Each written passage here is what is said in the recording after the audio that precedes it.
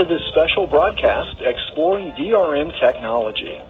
I'm Scott Hollinger. We're here to share how KTWR is going to change the way you listen to shortwave radio. Our new transmitters use digital radio mondial technology, or DRM for short.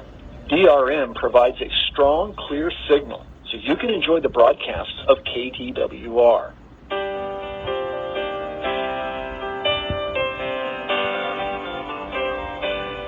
Hi friends and fellow DXers.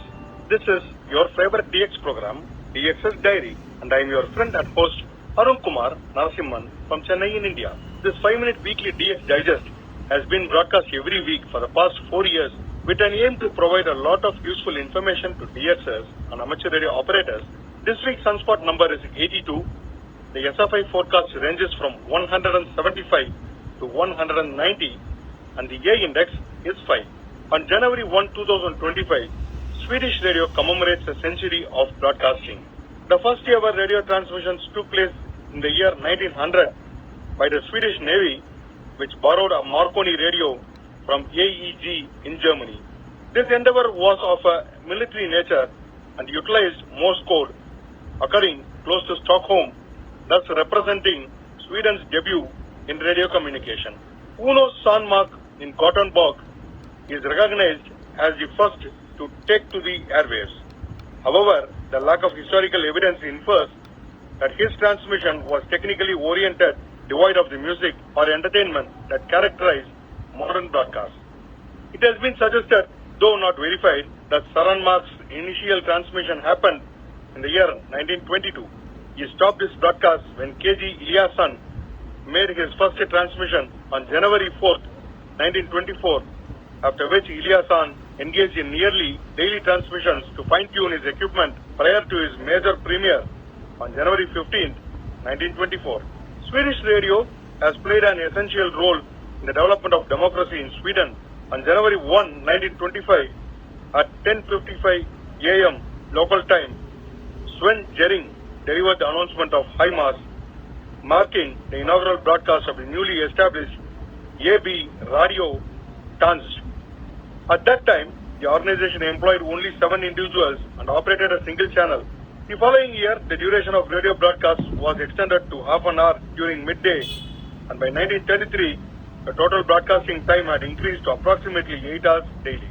Until 1931, all broadcasts were conducted live until the advent of gramophone. Record technology changed the landscape. One of the most recognized and beloved programs of Swedish radio commenced in the year 1959. In 1962, a third radio channel, P3, was launched and became a permanent fixture 2 years later. P1 focused on talk shows and informational content. P2 catered to educational programming, regional content and classical music, while P3 was designated as the channel for light entertainment and news. Currently, P4, which features local broadcasts, stands as the largest radio channel in the nation. Friends, let's now move on to the news from the radio station section. For the 71st time, the NDR has broadcast its show, Group and Board. This show, Greetings Abroad, was broadcast on Christmas Eve from 1800 hours to 21 hours UTC. Family messages to the attention of sailors around the world who can't be home for the holidays was broadcast as part of the show. The program, Greetings on Board, was preceded by a special 1-hour program devoted to the sea with musical intervals. The NDR is deploying large mediums of broadcasting on shortwaves towards you, heard on 6080 kHz from Tashkent.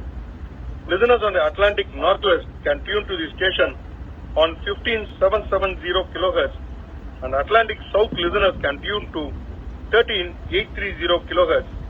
The broadcast will be available on 6030 kHz for Atlantic Northeast listeners, and towards the Indian Ocean, the station will be on 9635 kHz. For the Atlantic, Indian Ocean, South Africa, frequency will be 650 kHz. The program can also be received through the application NDR Radio. NDR Info in FM, DAB, S Radio and We would like to thank Mr. Hari Balakrishna for sending his valuable reception reports for the scans to DXS Diary at Gmail.